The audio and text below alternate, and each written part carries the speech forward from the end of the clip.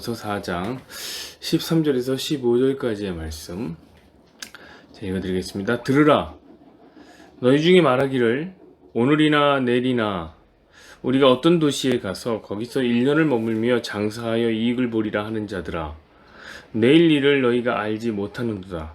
너희 생명이 무엇이냐? 너희는 잠깐 보이다가 없어지는 안개니라. 너희가 도리어 말하기를 주의 뜻이면 우리가 살기도 하고 이것이나 저것을 하리라 할 것이거늘. 아멘. 오늘 말씀 중심으로 버튼보다 건반, 첫 번째 시간입니다. 이것도 저것도 라는 제목으로 함께 말씀을 나누겠습니다. 가끔 보면은 무엇인가에 미쳐있는 사람을 우리는 보게 됩니다. 이런 사람들은 자기가 그 미쳐있는 어떤 것을 제외하고는 눈에 보이는 것이 없는 사람들입니다. 그런 사람들 있잖아요. 게임에 미쳐있는 사람들은 눈에 보이는 게 없는데 내일부터 시작될 중간고사가 눈에 안 보여요. 그 사람 게임에 미친 사람이죠. 심지어 자기 건강이 상하고 있는데 그게 안 보여요. 전에 저도 약간 그 게임에 미쳐 있었던 적이 있습니다. 그때 이제 막 밤을 새서 세차를 하는 일을 하고 있었을 때인데, 대학생 때인데, 그럼 이제 밤을 새서 세차를 하면 집에 가서 쉬어야 되죠.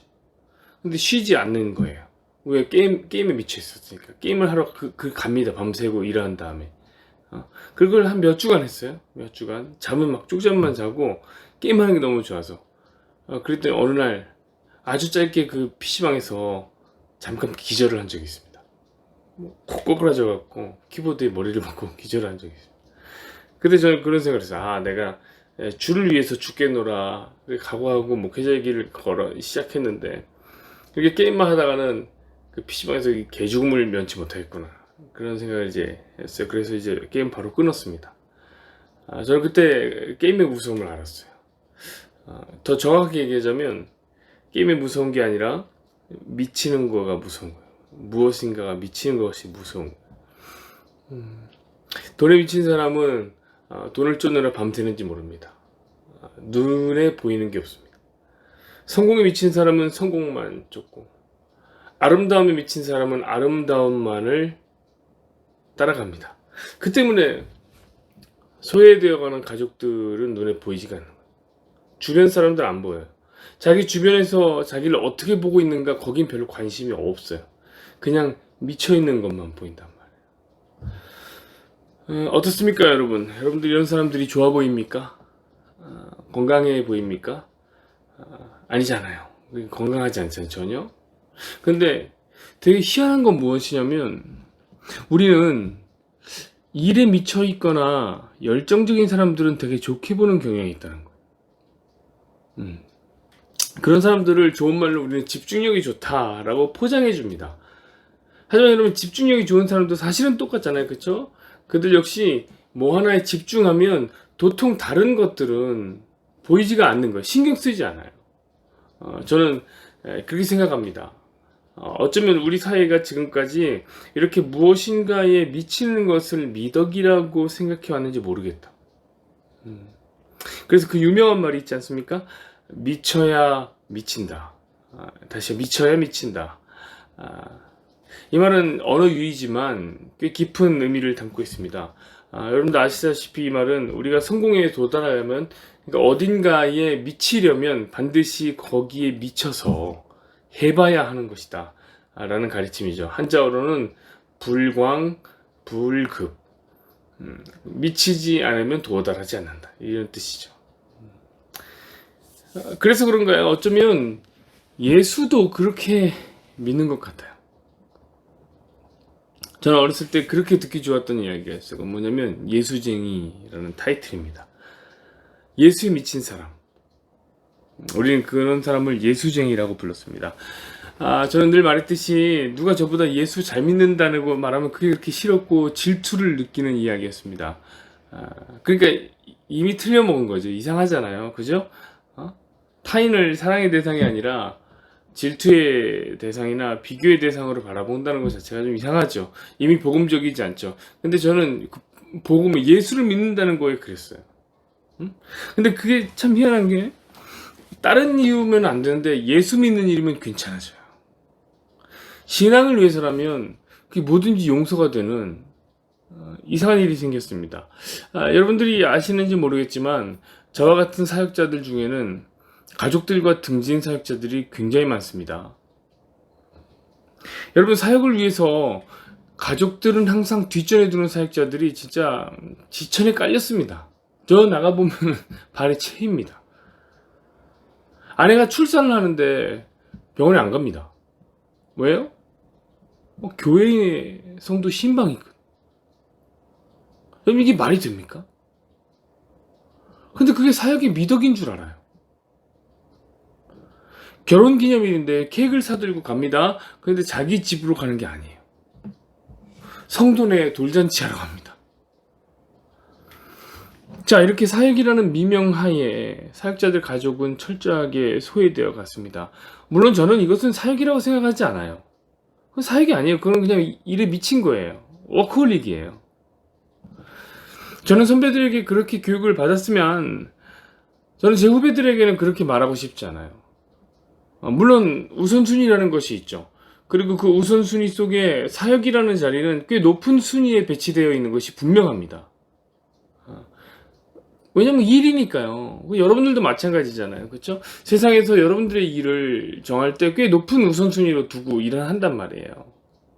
그러나 어떤 사역도 출산과 같은 가정의 높은 우선순위에 비하면은 앞설 수가 없는 거예요. 근데 목회자들은 그렇게 훈련을 받았어요. 미쳐야 한다.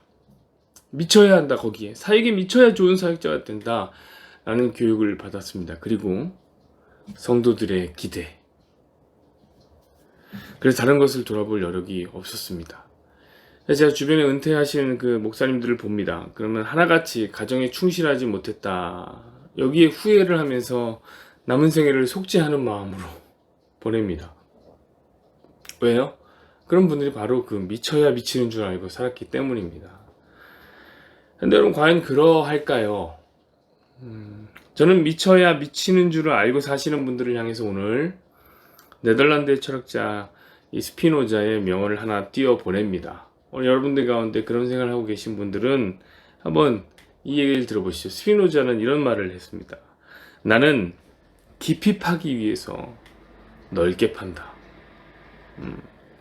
다시요. 나는 깊이 파기 위해서 나는 넓게 판다. 무릎을 탁치게 하는 이야기죠. 그렇죠. 여러분, 땅을 깊게 파기 위해서는 반드시 넓게 파야 하는 것이 세상의 이치입니다. 이거 너무나 당연한 거예요. 여러분, 땅 한번 파보세요.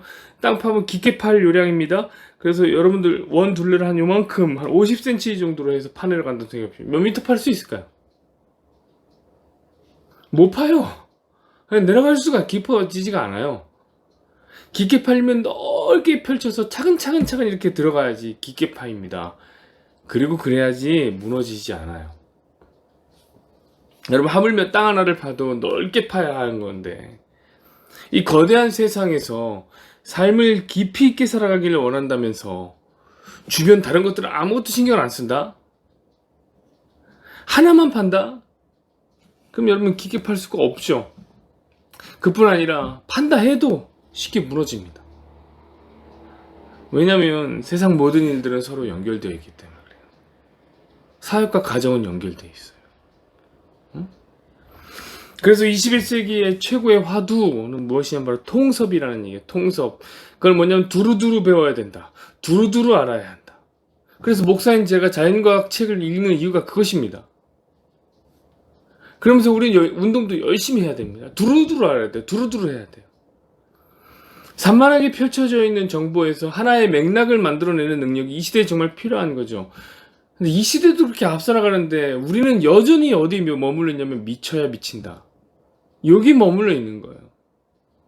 목회자들이 사실은 반성을 해야 됩니다. 여러분, 저는 예수님을 잘 믿기 위해서라면 반드시 다른 것들도 잘해야 된다고 생각합니다.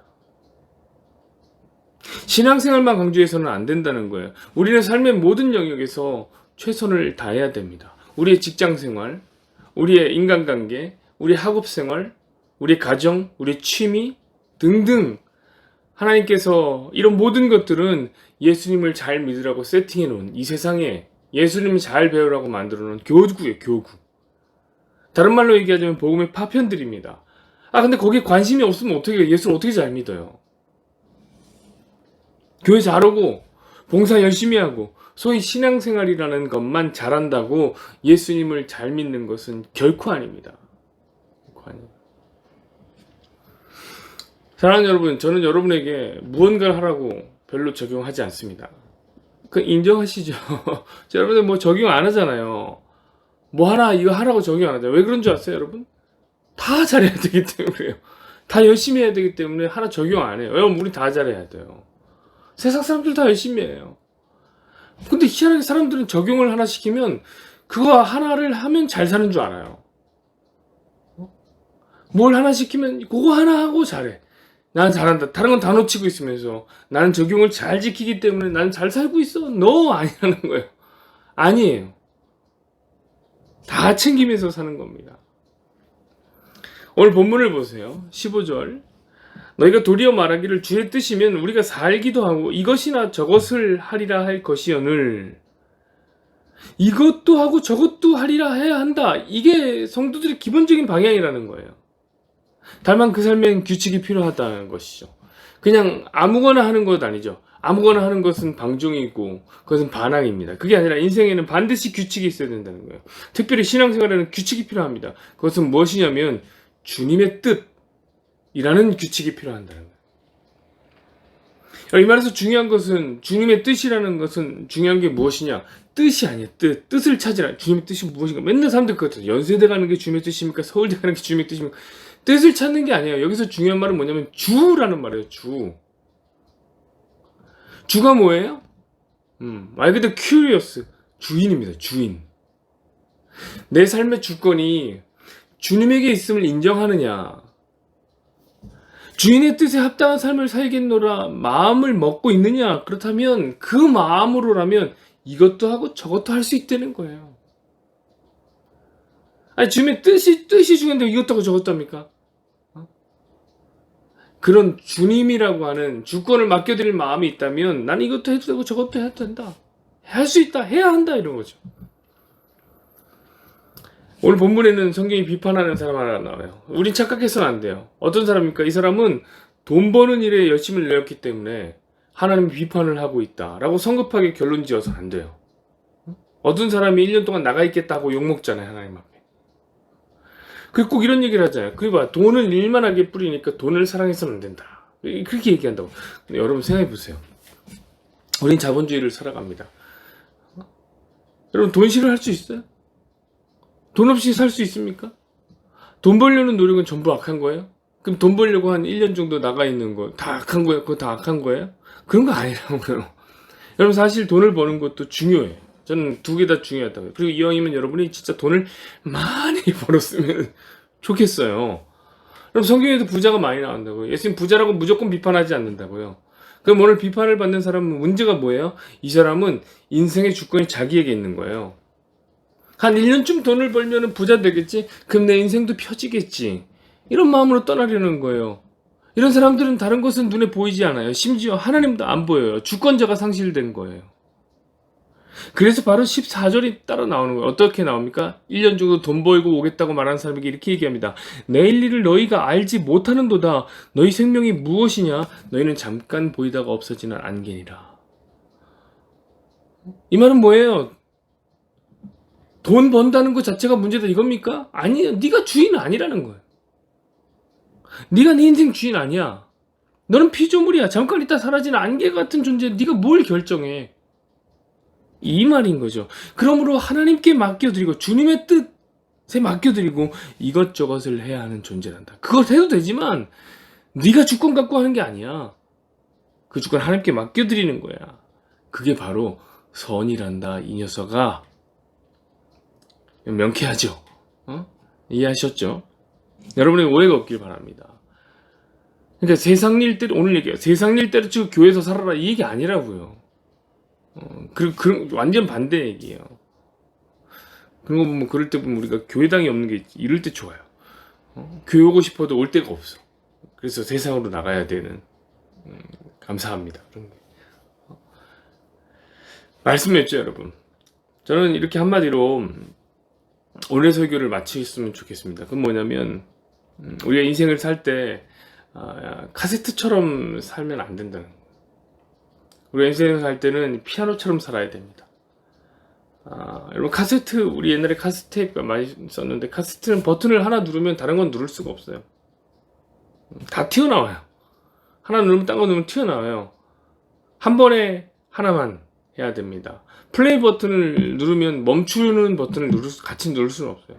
멈추는 버튼은 플레이 버튼이 튀어나와요. 뒤로 감으면서 앞으로 감을 수 없어요. 그러나 여러분, 인생은 이와 같은 사칙연산이 아닙니다. 인생은 매우 복잡한 고차방정식입니다. 저는 우리가 여러 건반을 눌러서 소리를 만들어내는 피아노처럼 살아야 된다고 생각합니다.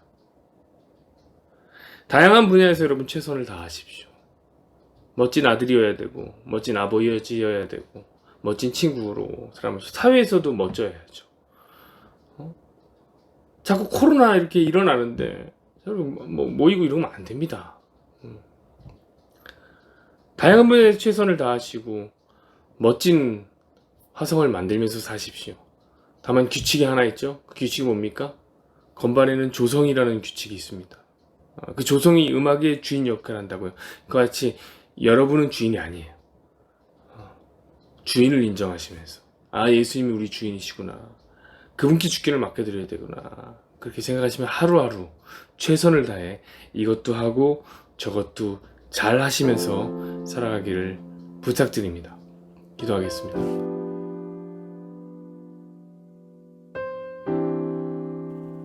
여호와는 내게 복을 주시고 너를 지키시기를 원하며 여호와는 그의 얼굴을 내게 비추사 은혜 베푸시기를 원하며 여호와는 그 얼굴을 내게로 향하여 드사 평강 주시기를 원하노라.